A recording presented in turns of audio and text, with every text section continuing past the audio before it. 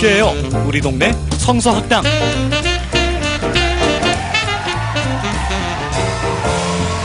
우리 동네 성서학당 시즌2 제24화 지금 시작합니다. 와! 안녕하세요. 오늘은 혼자 진행을 맡게 된 김샛별입니다. 만나서 반갑습니다.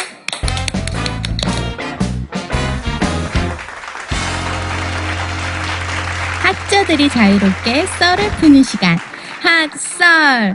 오늘은요, 우리에게 지난번에 재미있는 이야기를 전해주신 이정재 목사님, 홍대 목사님 오셨는데요. 우리 홍대 목사님과 함께하는 청년 공간 시간, 지금부터 시작하도록 하겠습니다. 홍대 목사의 청년 공간. 지난번에 연애 얘기해 주셨을 때 네네. 제가 너무 MC의 본분을 잊어버리고 너무 많은 이야기를 해서 아니요 아닙니다. 그래서 오늘도 되게 기대가 됩니다. 아, 그러세요? 예, 오늘은 어떠한 주제로 저희들에게 썰을 풀어주시고 청년들의 이야기를 들려주실 건가요? 오늘 이야기는 제가 먼저 이야기를 하기보다 네. 글을 읽고 네, 우리가 공감하는 내용들 아니면 이런 질문은 왜 했을까 아니면 이런 얘기는 왜 했을까를 서로 대화하면서 풀어가 보면 좋지 않을까 생각해 봅니다. 네, 그럼 글을 읽어볼까요? 예, 청년이 청년에게 있는 척, 행복한 척, 잘 사는 척, 괜찮은 척. 아니, 난 그런 게 궁금한 게 아니야. 그래서 넌 지금 괜찮은 거니? 와, 청년이 청년에게. 무겁네요. 무거워요. 저번에는 사랑 얘기여가지고 좀 가벼웠는데 네, 이번에는 교회 안에서의 청년의 일상 그리고 사회 속에서 청년의 일상인데 이 두 가지가 같이 요즘에는 공존하는 사회이다 보니까 교회 가면 감사였고 사회 나가면 힘듦이라고 이야기했는데 네, 지금의 청년들은 교회에서도 힘들고 사회에서도 힘든 이런 일들이 다반사인 것 같아요. 그리고 오늘 읽은 글 중에 척이라는 얘기가 많은데 네, 이 척이 서로의 내용에 관심보다는 인사를 하고 그냥 똑같이 마음에 없는 이야기를 하게 되는 그런 서로 간의 인사적인 모습들, 자랑적인 모습들 아니면 있는 척하는 모습들 때문에 서로를 깊이 공감하지 못하고 사람 냄새를 맡을 수 없는 교회나 사회가 되어버린 게 문제이지 않을까라는 생각들에 공유된 글이 아닐까. 청년들의 생각을 정리해서 이렇게 글을 한번 써본 것 같아요. 근데 있는 척, 행복한 척, 잘 사는 척, 괜찮은 척. 이게 청년들이 참 요즘에 얼굴이 어두운데 눈은 슬픈데 입은 웃고 있는 예. 청년들을 자주 보게 돼요. 우리 MC님이 너무 다운되신 것 같은데.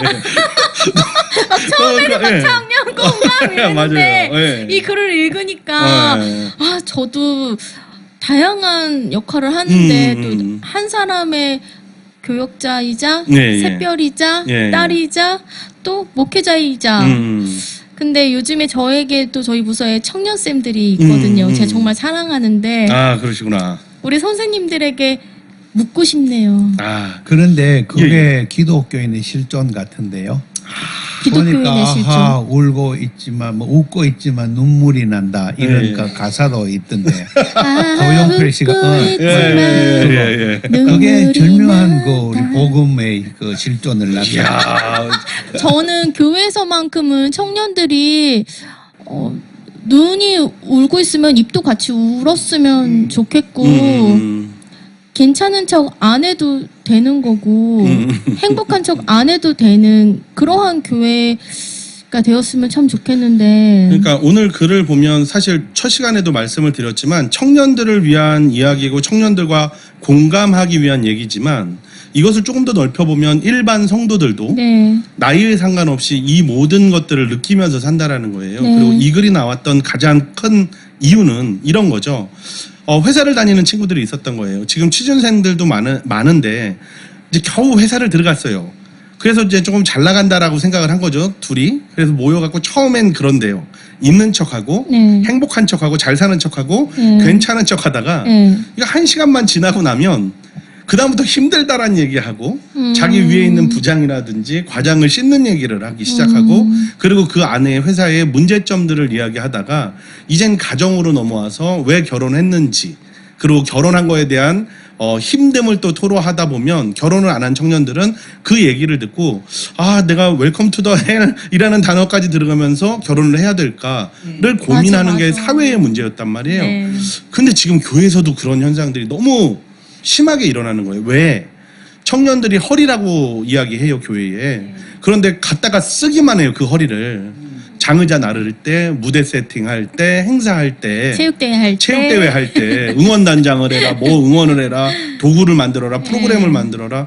그러나 정작 그들이 무엇 때문에 힘들어하고 어려워하는지를 모른 채 감사해야지, 즐거워해야지, 행복해해야지 라는 어떤 명령적인 교리 체계 안에서 그들이 척을 하고 살 수밖에 없는 게 지금 교회의 현실이지 않을까. 뭐 모든 교회가 그런 건 아니겠지만 대부분의 교회에서 그런 문제점들을 안고 있다라는 게 저희 지금 그 세미나에 모인 청년들의 이야기였던 것 같아요. 근데 특히 있는 척, 행복한 척, 잘 사는 척, 괜찮은 척 하는 게 SNS에서 너무 좋은 모습들만 업로드하고 야, 이거 그것들을 막 너무 바라보고. 너무 무서운 지적이고요. 확실한 지적인데요. 우리가 인스타그램 이런 얘기 해도 돼요? 인땡땡, 인땡땡 땡땡땡. 아니요, 상관없습니다. 우리 너무 그러면 우리 너무 작은 방송 같잖아요. 인스타 땡, 페이스북 땡은 이런 걸 봐요. 정말 놀랍게도 자기의 자랑의 사진들이 많아요. 한번 보세요. 나 맛집 안 갔다. 나 맛집을 갔는데 진짜 맛없었다를 2번, 3번 올리는 사람 아무도 없어요. 네. 무조건 맛있대요. 무조건 좋았대요. 네. 그게 뭐냐면 자기가 소비한 거에 대한 안 좋은 결과보단 좋은 결과 그리고 좀 그거보다 더 큰 결과를 좀 포장해서 과대 광고를 하는 경우가 많죠. 그러니까 그게 왜 그러느냐 본인이 느낀 것을 솔직하게 얘기하는 시간보다는 자기가 더 좋다라고 말하는 이 사회적 현상 그리고 자기가 더 좋은 곳에 있어야 사람들이 자기를 본다라는 관종이라고 하죠. 네. 그런 모습들 속에 쌓이다 보니까 솔직한 얘기보다는 좀 과장된 이야기를 페이스북이나 인스타그램이나 아니면 SNS를 통해서 자꾸 홍보를 하는 거죠. 그러니까 자기의 속마음을 말하기보다 사람들이 그냥 나만 바라봐주는 네. 뭐 이런 현상들로 치우쳐가는 게 지금 청년들의 어떤 두드러지는 모습들 중에 하나예요. 그리고 그게 문제점이 많다라고 일부에서는 이야기들을 참 많이 하고 있죠. 네. 근데 두 번째지만 청년이 청년에게는 사실 청년뿐만 아니라 네네. 많은 사람들인 것 같아요. 청년이 60대까지라고 하셨었나요? 65세. 65세까지. 예, 유엔에서 정한 나이가 20에서 65세까지입니다. 네, 예. 진짜 우리 부모님들도 그럴 것 같고 목사님들도 진짜 괜찮은 척 힘든데도 그러실 것 같고 왜 PD님 웃으세요? 괜찮은 척 하셔야죠. 그리고 청년들뿐만 아니라 사실은 많은 사람들이 지금 있는 척 행복한 척 잘 사는 척 괜찮은 척 하고 있는 것 같은데 전 이 아래 근데 난 그런 게 궁금한 게 아니야. 그래서 너 지금 괜찮은 거니? 이게 예수님이 우리한테 하고 계시는 말씀 같아요. 그렇게 그렇죠. 사는 우리를 속상하게 보실 것 그렇죠. 같아요. 예수님이 우리에게 하는 얘기인 것이고 그 예수가 우리 안에 있어야 되는 것이고 그러니 정제 그리스도가 내 옆 사람들에게 건넬 수 있는 얘기여야 된다라는 거죠. 아, 정제 그리스도, 샛별 그렇죠. 그리스도. 예, 그렇죠. 아, 예. 그 그리스도들이 한 사람 한 사람에게 어떤 말을 전해야 되냐면 네. 행복한 척, 잘 사는 척, 있는 척하는 이야기를 주고받을 것이 아니라 네. 정말 그 사람이 괜찮은 건지 잘 지내고 있는 건지 네. 솔직한 대화를 할 수 있도록 우리가 노력해야 된다는 거예요. 그 운동이 교회 안에서부터 시작이 돼야 된다는 거죠. 네, 네. 교회 안에서 소외받고 있는 사람 우리가 신명기서 잘 배우고 있잖아요. 네. 우리 박사님들을 통해서. 그럼요. 그러면 그 안에서 가난한 사람이 없어야 되는 거라면 그 사람들에게 어떤 얘기가 맞겠냐라는 거죠.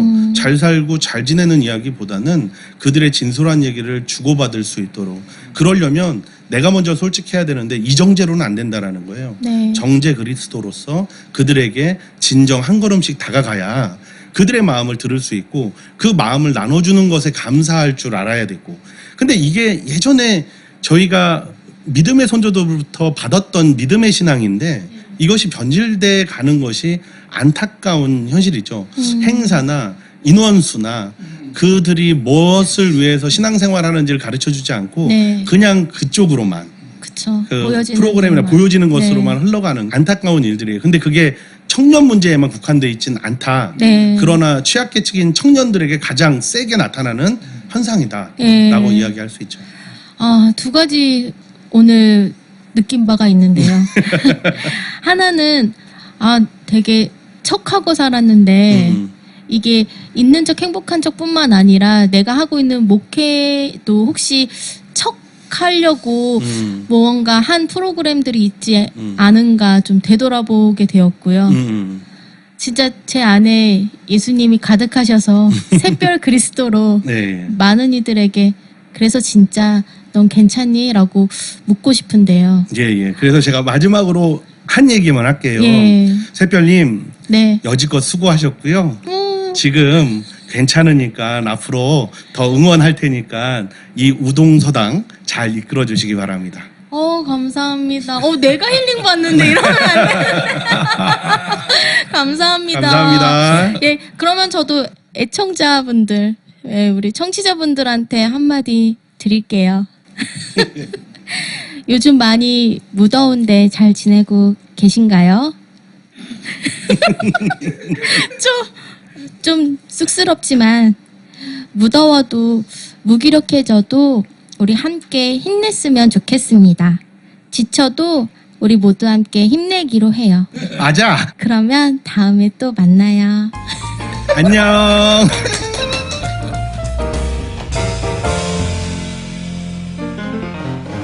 우 박사님과 함께하는 신약발제 지금 시작하도록 하겠습니다. 와. 반갑습니다. 예, 우 박사님 잘 지내셨지요? 예. 예, 지난번 발제도 너무 좋았는데요. 해주시면서 계속 이어서 말씀해 주시기로 했던 게 있었지요. 예, 맞습니다. 예, 오늘은 어떤 이야기를 이어서 해주실 계획이신가요? 네, 그 아버지에 얽힌 이야기를 하기로 했었죠. 네, 아버지. 예.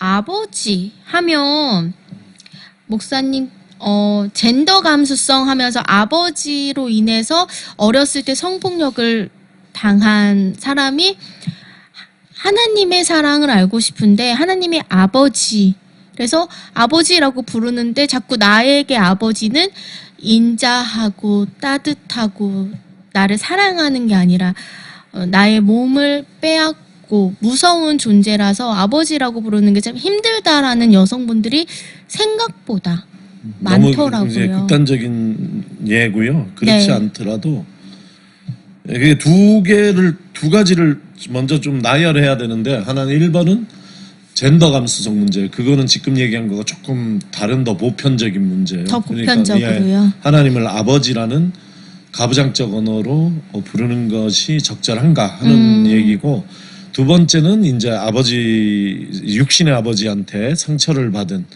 그것이 그런 지금 예를 든 극단적인 예가 아니라 할지라도 우리 시대 조금 지금 젊은이들하고 조금 달라요. 지금 젊은이들 같은 경우는 지금 그런 극단적인 예를 찾을 만큼 좀 보편적이지 않지만 우리 이제 샛별님 시대 말고 우리가 자란 시대에는 네. 아버지들이 다 별로예요.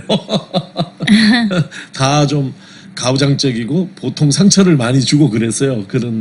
그래서 그런 아버지로부터 받은 상처가 있는 사람들이 어떻게 하나님을 아버지로 부르는가 하는 것 그렇게 두 가지 문제가 여기에 얽혀 있다고 볼 수 좀 있어요. 더 가볍게 예, 보편적으로. 보편적으로. 예. 그런 아주 뭐 극단적인 얘기 아니라 할지라도 1번 문제, 2번 문제 합쳐가지고 네. 예, 그러니까 참 이게 어려운 거예요.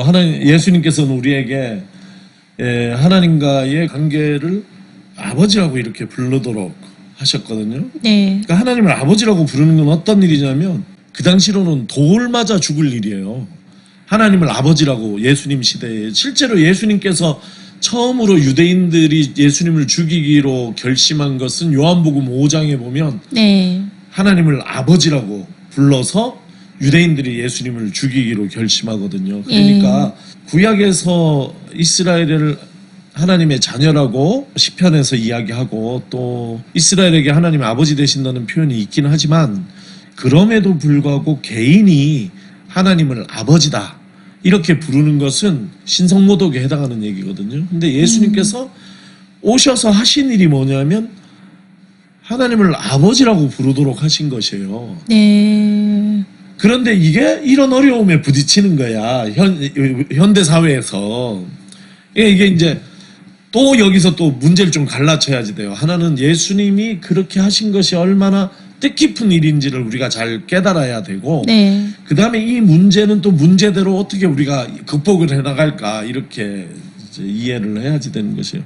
1번 문제, 2번 문제 합쳐서 이게 이제 문제가 되니까 미국에서 주류교단에서는 하나님을 아버지라고 부르지 말자는 운동을 했어요.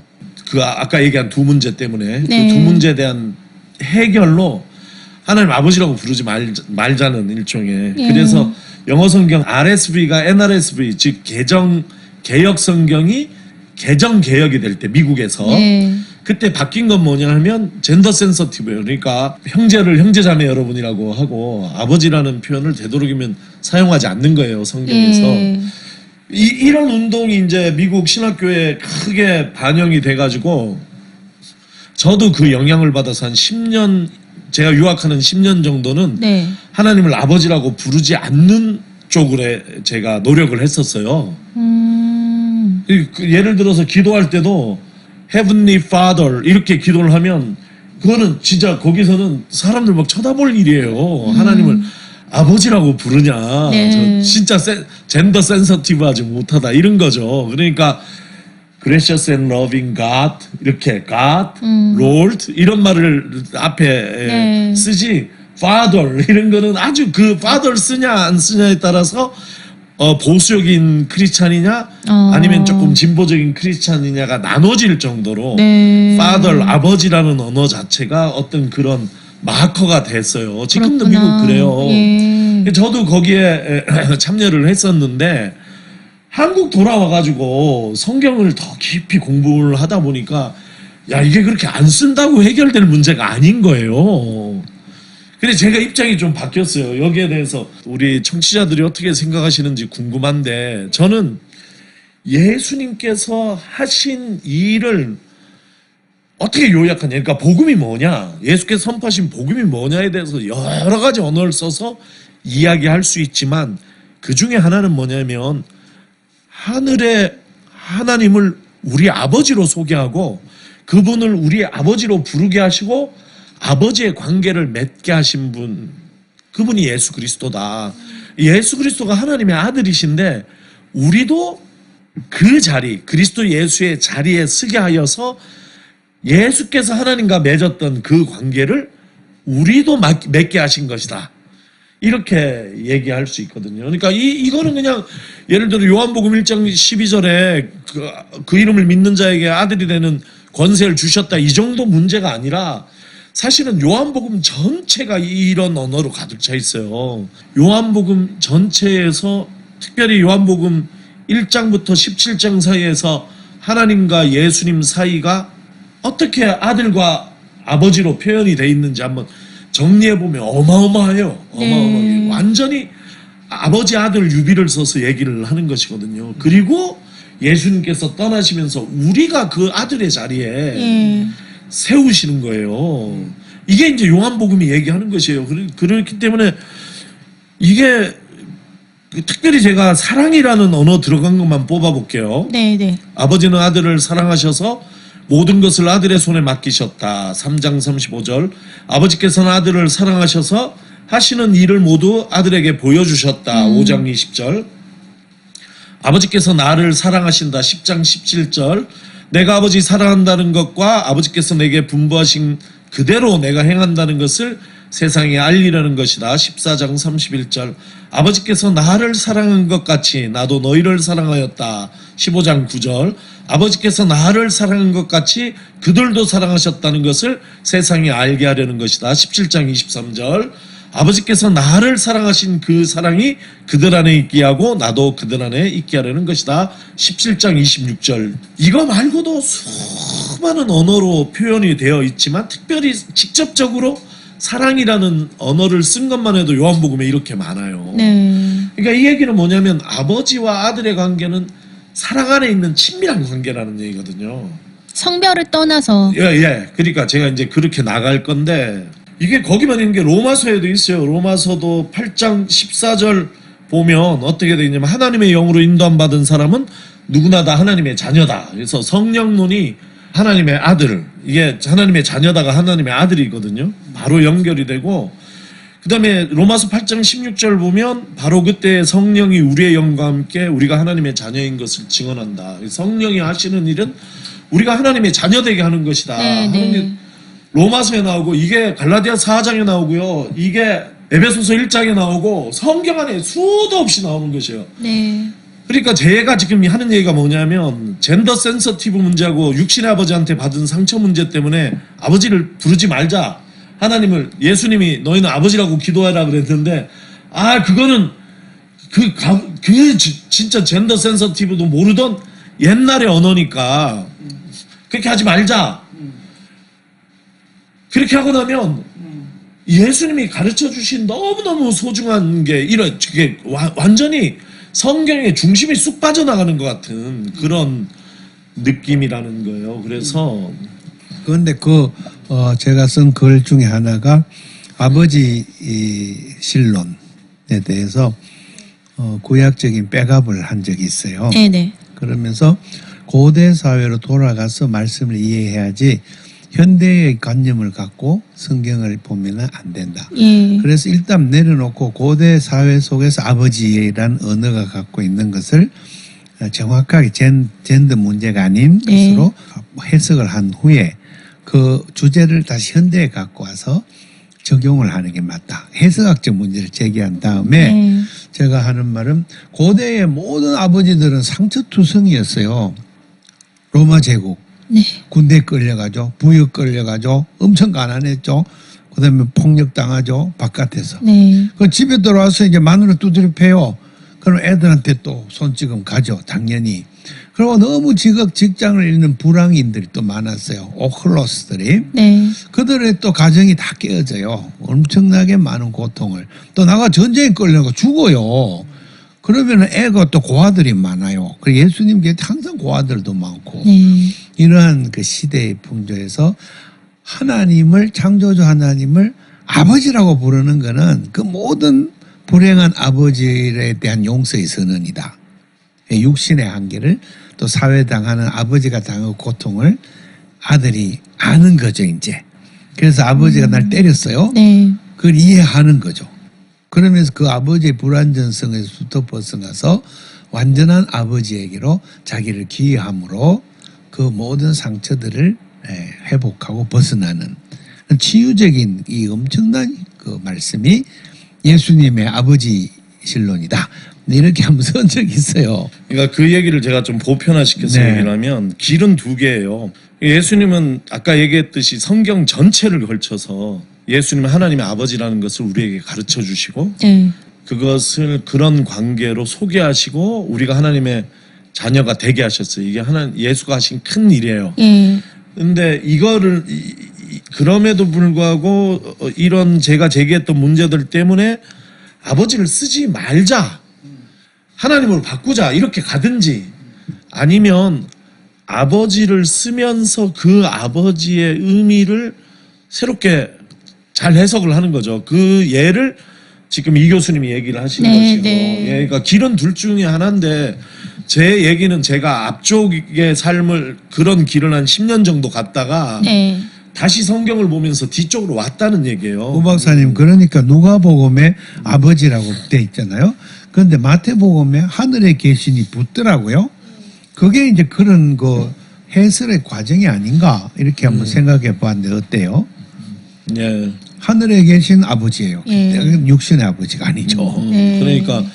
그러니까 이제 그 솔루션의 핵심은 뭐냐면 그게 젠더 센서티브 문제든지 상처의 문제든지 이 아버지는 육신의 아버지가 아니고 인간 아버지가 아니고 가부장의 아버지가 아닌 거예요. 네. 네. 그러니까 그 언어가 겹치기 때문에 고대 사회에서 어쨌든 예수님 시대에 이 아버지란 언어를 픽업을 해가지고 이 하나님을 표현했기 때문에 지금 현대 사회의 아버지 문제하고 이게 겹치는 것인데 어쨌든 성경에서 예수님이 얘기하신 아버지는 육신의 아버지가 아닌 거죠. 네, 예, 네. 그래서 그 하늘의 아버지예요. 그래 이 교수님 표현한 것처럼 누가복음의 주의 기도에는 없는데 마태복음의 주의 기도에는 그것이 꼭 그걸 분명히 하는 과정이었든지 아니든지 간에 마태복음의 표현에는 더 분명하게 이게 육신의 아버지가 아니다 하는 게 표현되어 있는 것이죠. 그래서 그 솔루션으로 볼 수 있는 것이 우리가 저는 예수님이 그 아버지를 알려주셨는데 그게 누가복음 15장, 15장에 탕자의 비유 나오는데 거기 보면 그 비유를 탕자의 비유라는 데 대해 반대하는 게 많죠. 거기에 아버지 비유라고 하죠. 아버지의 비유. 그 아버지가 하나님을 비유적으로 표시한 분이잖아요. 그러니까 우리가 하늘에 계신 우리 아버지 이렇게 기도할 때에 그 아버지를 내 아버지를 떠올리는 것이 아니라 그 누가복음에서 예수님께서 우리에게 하늘의 아버지는 이런 아버지다.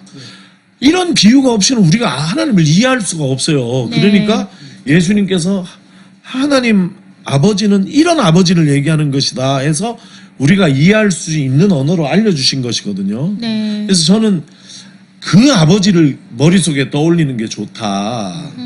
그 분리를 좀 해야지 된다. 이렇게 보고 그 다음에 또 이거는 언제 구미구미님이 조금 이 방송 듣고 한 번 더 얘기하면 좋겠는데 그 렘브란트 돌아온 탕자를 그림으로 그렸거든요. 거기 보면 이제 아버지 상이 아주 강렬하게 그려져 있는데 헨리 나우엔이 자기 대학 교수직을 사임하게 만든 결정적인 순간은 렘브란트의 그림을 접했을 때래요. 그래서 헨리 나우엔이 그 책을 썼어요. 거기 보면 이 돌아온 탕자에 대한 아주 자세한 해설을 한 권을 썼어 그분이. 근데 아주 인상적인 건 뭐냐면 이 아버지의 손이 두 손이 다른 거예요. 한 손은 어머니 손이고 한 손은 아버지 손으로. 한 손은 좀 연약하고 한 손은 강한, 크고 강하네요. 그럼으로써 이 아버지가 렘브란트가 표현하고 하자 했던 건 뭐냐면 이 아버지가 육신의 아버지가 아니다. 이 아버지는 우리가 비록 다른 언어를 찾지 못하여 성경에서 가르쳐준 대로 아버지라고 얘기를 하지만 이 아버지는 하나님, 우리에게 어머니 같으시고 아버지 같으시고 창조주 하나님을 얘기하는 것이지 육신의 아버지를 얘기하는 것이 아니다 하는 것으로 이해를 하고, 이게 이제 저는 기본이고 여기에 어떻게 이 아버지 문제를 극복할 수 있을까 하는 좀 영성적인 문제나 좀 치유적인 문제나 여러 가지가 좀 결합되면서 이 기도가 우리 마음속에서 정말 진심으로 드려질 수 있는 기도가 돼야지 된다. 그렇게 저는 보는데 참 좋아요. 그렇게 보편화되고. 샛별님 어떠세요? 저는 좀 논란이 되는 말일지도 모르겠지만 아버지 하나님이면 어떻고 어머니 하나님이면 어떤가라는 생각이 저는 좀 들었었어요. 왜냐면은 우리가 아버지라고 부르지만 결국엔 그 아버지라고 부르는 게 우리를 지으신 하나님을 부르는 거잖아요. 그러니까 아버지라고 불렀을 때 육신의 아버지뿐만이 아니라 항상 우리를 지으시고 나를 사랑하시는 그 모든 것을 안아주시는 그 하나님의 이미지가 저는 좀 더 강했어서 아버지 하나님이면 어떻고 어머니 하나님이면 어떤가 이런 생각을 들으면서 말씀을 쭉 들었는데 마무리 렘브란트 그림을 보니까 더 하나님을 내 생각에 틀에 가두지 말고 더 그분을 알아가는 마음을 열어야 성경도 더 눈에 들어오고 보이겠구나, 이러한 느낌을 오늘 받는 방송이었습니다. 근데 그 정도면 샛별님한테는 이 문제, 이 강의는 별로 크게 의미 없는 강의인데 실제로 이거는 굉장히 민감한 분들이 많아요. 그리고 굉장히 이슈가 되는 거고, 지금 이 교수님은 제 강의 듣고 아주 좋다고 얘기하셨지만 많은 그리스도인 여성들이 실제 그렇게 생각할지는 저는 잘 모르겠어요. 그러나 이게 제 가장 솔직하고 정직하게 제가 이 문제를 대면하면서 지금 드릴 수 있는 얘기다. 제가 쓴 글도 페미니즘에 대한 응답으로 쓴 거예요. 예, 오늘은 이런저런 생각이 많은데요. 그래도 이 방송을 듣고 마지막에는 우리 하나님 한 분만 떠올리며 이 방송 마무리했으면 좋겠습니다. 감사합니다. 네, 잘 계세요.